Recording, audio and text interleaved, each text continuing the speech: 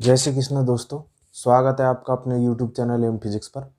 दोस्तों आज से हम नया टॉपिक स्टार्ट कर रहे हैं जिसका नाम है विद्युत धारा। आइए समझते हैं विद्युत धारा किसे कहते हैं। इसको समझने के लिए सबसे पहले हमको समझना होगा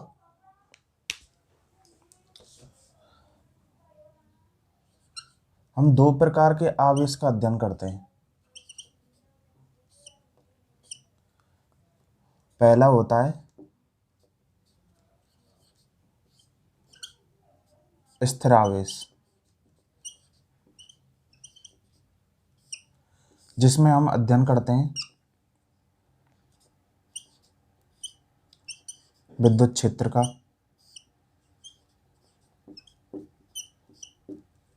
विद्युत विभव का,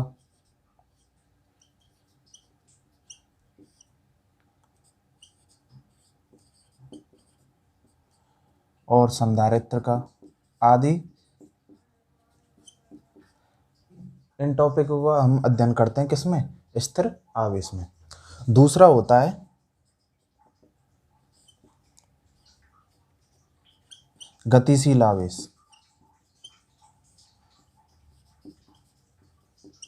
अर्थात जब आवेश गतिमान होता है, गति करता है, तो उस कंडीशन में उत्पन्न होती है क्या? विद्युत धारा।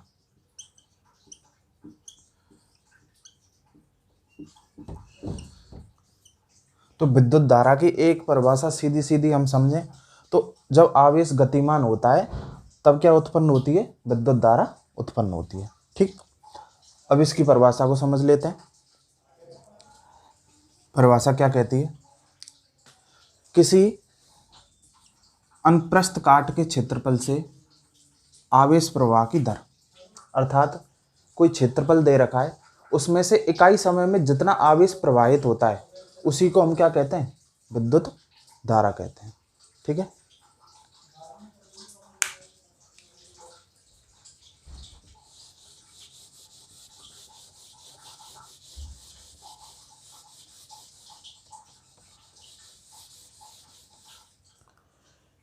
और विद्युत धारा को हम दो प्रकार से कैसे रिप्रेजेंट करते हैं? सामान्यतः हम रिप्रेजेंट करते हैं I बराबर Q अपॉन T।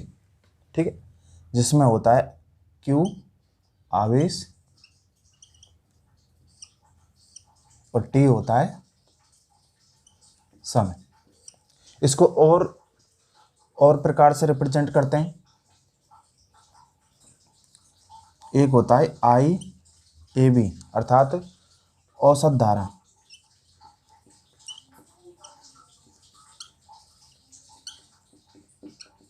औसत धारा क्या होती है? दिए गए समय में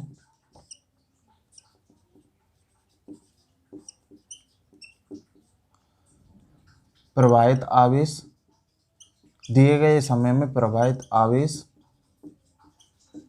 बटे लगा समय।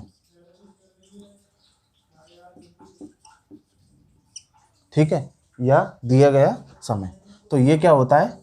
आई एवरेज, जिसको हम लिख सकते हैं IAB बराबर delta Q upon delta T। औसत धारा को हम किससे रिप्रेजेंट करते हैं? Delta Q upon delta T।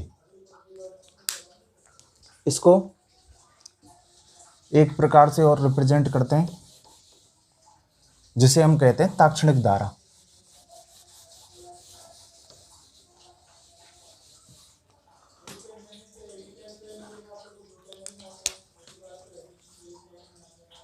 दूसरी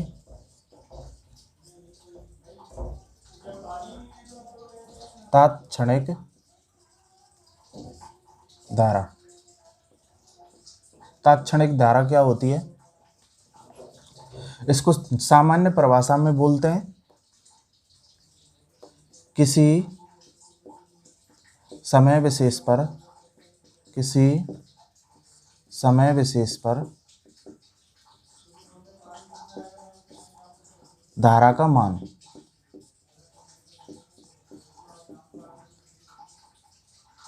किसी समय विशेष पर जो धारा का जो मान होता है उसी को हम क्या कहते हैं, तात्क्षणिक धारा। जैसे कि हम निकालते t बराबर 7 सेकंड पर, तात्क्षणिक धारा क्या है, सामान्य तौर पर हमसे पूछता है t बराबर 5 सेकंड पर धारा का मान क्या है। तो जो t बराबर एक फिक्स समय पर जो धारा का जो मान पूछ रहा है उसी को हम क्या कहते हैं, तात्क्षणिक धारा। और ये जो बराबर होती है, ये बराबर होती है I तात्क्षणिक, I एवरेज, अर्थात औसत धारा के बराबर होती है। लेकिन इनमें माइनर अंतर क्या होता है,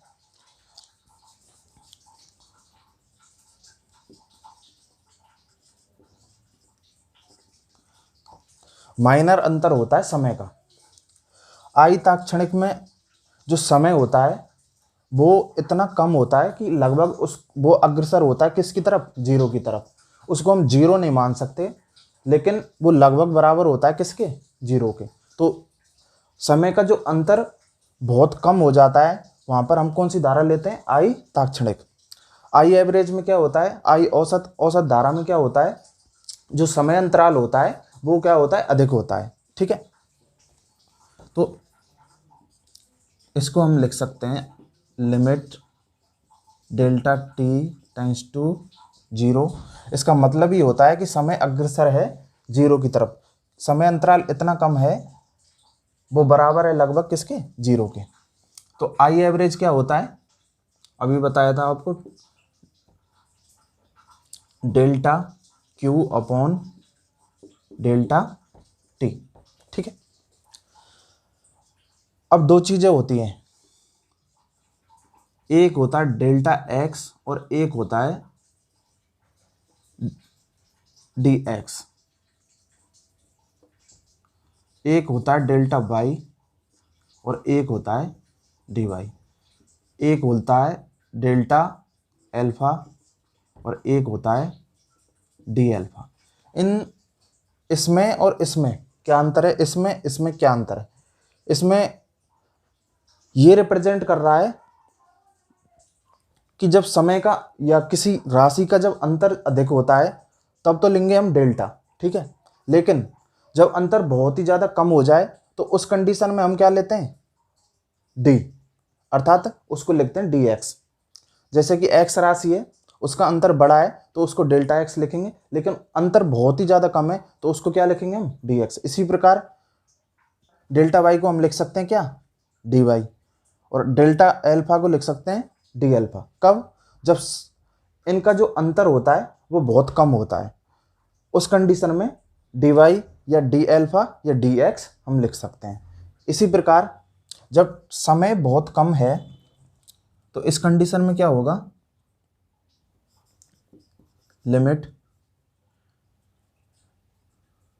लिमिट को हटा देंगे हम और लिमिट की जगह हम लिख सकते हैं, ये क्या रिप्रेजेंट कर रहा है कि समय का अंतर बहुत कम है, इसलिए डेल्टा टी को लिख सकते हैं हम क्या, डी टी। ठीक है, जब समय का अंतर बहुत कम है तो उस कम समय में आवेश भी क्या होगा, कम प्रवाहित होगा। तो इस कंडीशन में आवेश भी कम हो जाएगा, आवेश का अंतर भी बहुत कम हो जाएगा। तो डेल्टा क्यू को लिख सकते हैं हम क्या, डी क्यू। ठीक, तो आई तात्क्षणिक निकल के आया क्या, आई तात्क्षणिक बराबर D Q upon D T. ठीक है, इस प्रकार से धारा को रिप्रेजेंट करते हैं।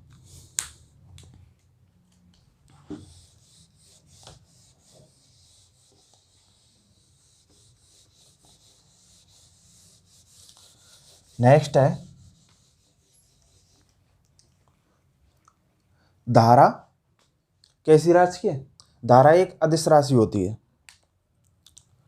अदिश राशि क्यों होती है इसके बारे में हम आगे चर्चा करेंगे, इस पॉइंट पर चर्चा करेंगे। इसका मात्रक क्या होता है, इसका ऐसा ही मात्रक होता है एम्पियर, और जिसे हम लिख सकते हैं एम्पियर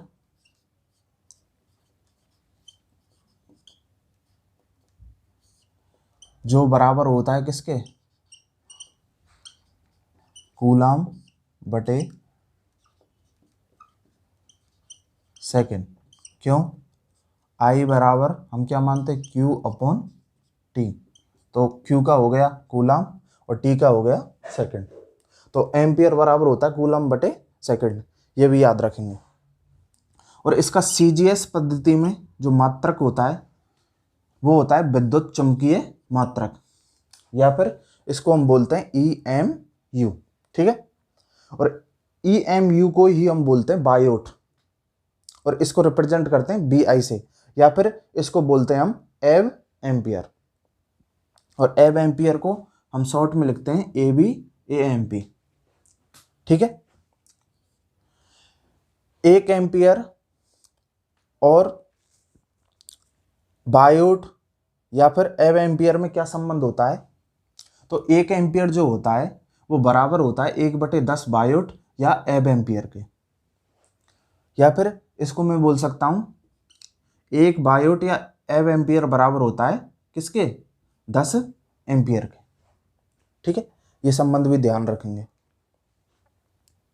मात्रक हो गया।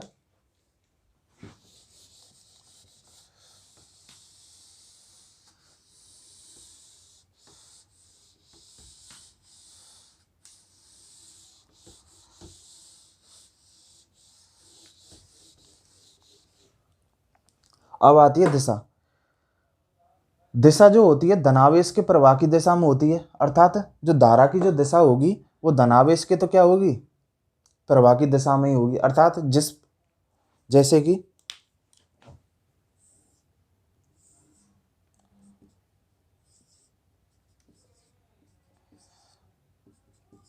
ये धनावेश है और ये गतिशील है इधर की साइड, तो इस कंडीशन में जो धारा की दिशा होगी किधर होगी, धनावेश की दिशा में। ठीक है, तो धारा की दिशा इसी साइड हो जाएगी। लेकिन ऋणावेश के अनुसार देखें, ऋणावेश या इलेक्ट्रॉन के अनुसार देखें,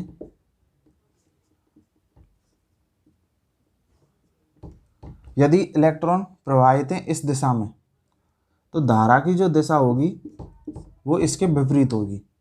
अर्थात इलेक्ट्रॉन इस दिशा में जा रहे हैं तो धारा किधर जाएगी, इधर की साइड, या फिर इधर की साइड प्रवाहित होगी। ठीक है,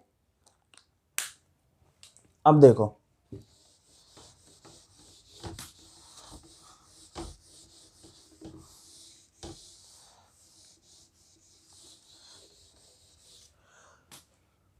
धारा की एक निश्चित दिशा होती है,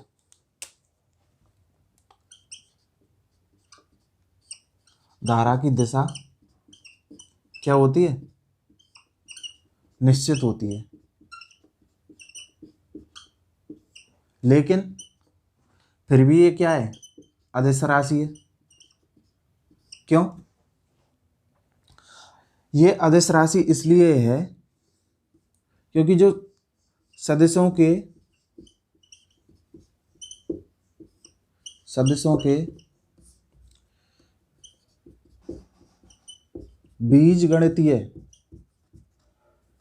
बीजगणितीय जो नियम होते हैं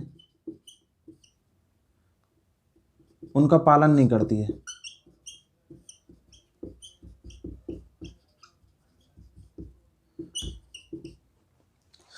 सदिशों को जिन नियमों के अनुसार जोड़ा जाता है या गुणा किया जाता है उसके अनुसार धारा को नहीं किया जा सकता। कैसे, एग्जाम्पल से समझ सकते हैं। देखो, एक सदिश राशि है बल, ठीक है, बल, और इसके 2 मान दे रखे हैं। एक दे रखा है 2 न्यूटन और एक दे रखा है 5 न्यूटन। ये दोनों एक ही वस्तु पर कार्य कर रहे हैं, लेकिन इनका मान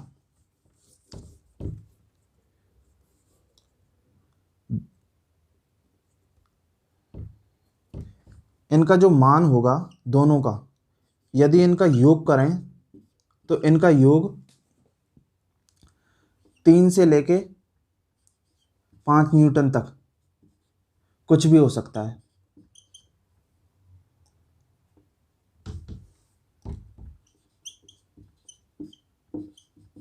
कुछ भी हो सकता है। क्यों?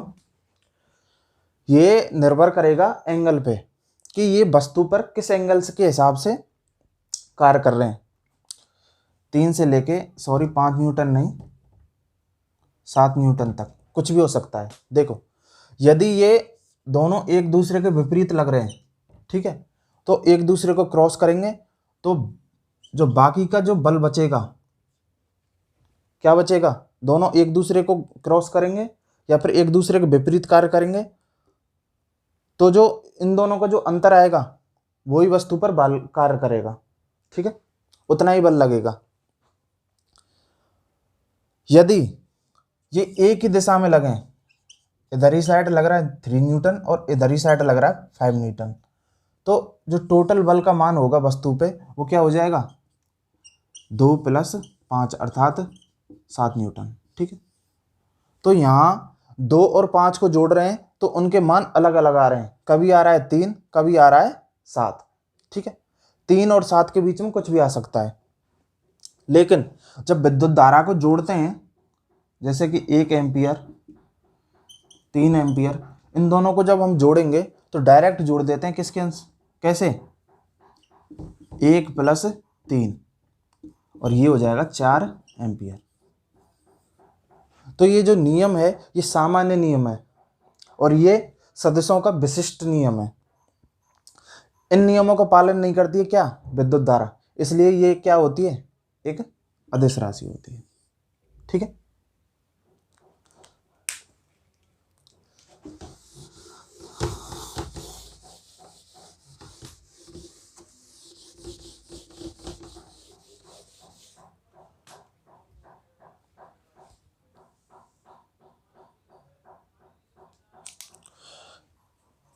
एक दो क्वेश्चन कर लेते हैं।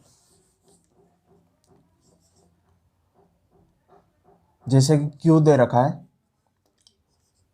2t² + 5t + 6, ठीक है, और हमसे t बराबर 1 सेकंड से t बराबर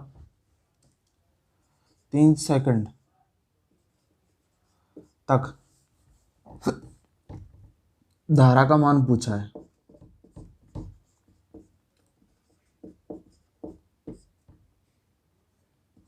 ठीक है, तो जब ऐसे धारा का मान पूछे कि t बराबर इतने से इतने तक धारा का मान ज्ञात कीजिए, तो इस कंडीशन में हम हमेशा कौन सी धारा निकालेंगे? आई एवरेज या फिर औसत धारा। और औसत धारा क्या होती है? औसत धारा बराबर ΔQ/ΔT, या फिर इसको मैं लिख सकता हूं Q final minus Q initial, या फिर Q अंतिम माइनस Q प्रारंभिक, और इसको मैं लिख सकता हूं T final minus T initial, अर्थात T अंतिम माइनस T इनिशियल, ठीक है। तो ΔT का तो मान हो जाएगा क्या? T final minus T initial, और ये हो जाएगा 3 - 1 = 2 सेकंड, ठीक है। अब निकालते हैं ΔQ। तो ΔQ निकालने के लिए सबसे पहले हमको निकालना होगा QF अर्थात Q फाइनल। ये कैसे निकालेंगे? T बराबर 3 सेकंड पर जो Q का मान निकल के आएगा वही क्या होगा? QF, ठीक है। तो QF, या फिर मैं कहूँगा इसको बोल सकता हूँ T बराबर 3 सेकंड पर क्या हो जाएगा?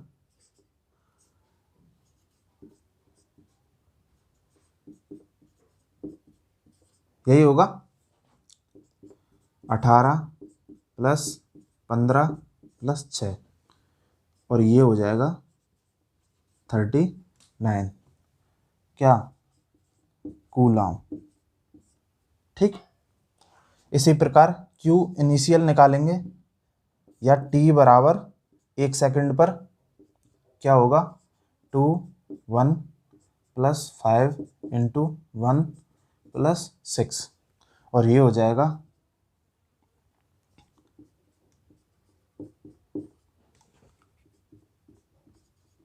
13 कूलम। ठीक है, तो Q फाइनल आ गया, Q इनिशियल आ गया, तो डेल्टा Q निकाल सकते हैं। डेल्टा Q क्या आ जाएगा, डेल्टा Q बराबर QF माइनस QI अर्थात 39 माइनस 13। ठीक है, और ये बच जाएगा कितना 26 कूलम। ठीक है, तो डेल्टा Q कितना आ गया 26 कूलम। आराम से धारा का मान निकाल सकते हैं।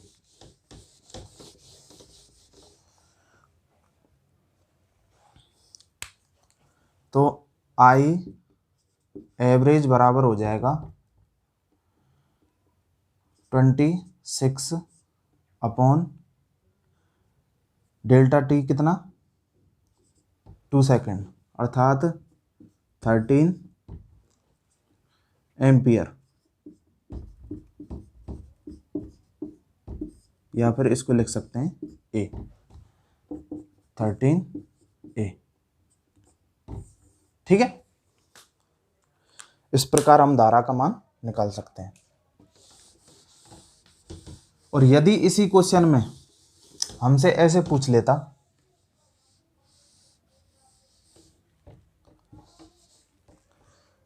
कि T बराबर 7 सेकंड पर धारा का मान ज्ञात कीजिए, तो T एक फिक्स टाइम हो गया 7 सेकंड, अर्थात 7 सेकंड पर हम धारा का मान निकालना है। और इस कंडीशन में कौन सी धारा निकलेगी, तात्क्षणिक धारा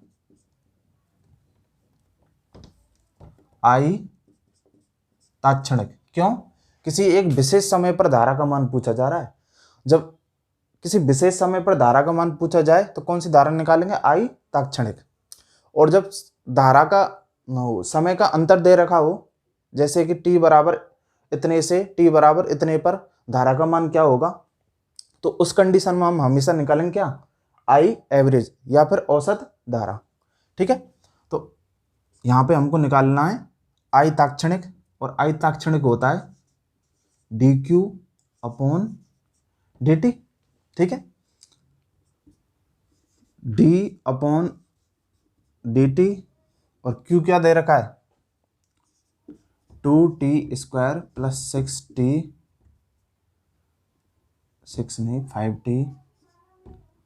प्लस 6। ठीक है, इसका कर देंगे अवकलन। इसका अवकलन करेंगे क्या आएगा 4t प्लस 5, यही आएगा। और अब हमें I तात्क्षणिक निकालना है कितने पर, T बराबर 7 सेकंड पर, तो निकाल सकते हैं I तात्क्षणिक कितने पर, T बराबर 7 सेकंड पर, क्या हो जाएगा 4 इंटू 7 प्लस 5 और ये हो जाएगा 28 प्लस 5 और ये हो जाएगा 33 एम्पियर। ठीक है,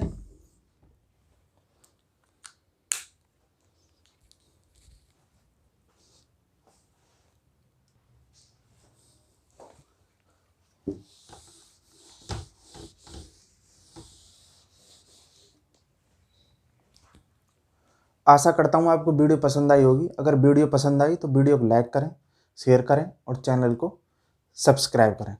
राधे राधे।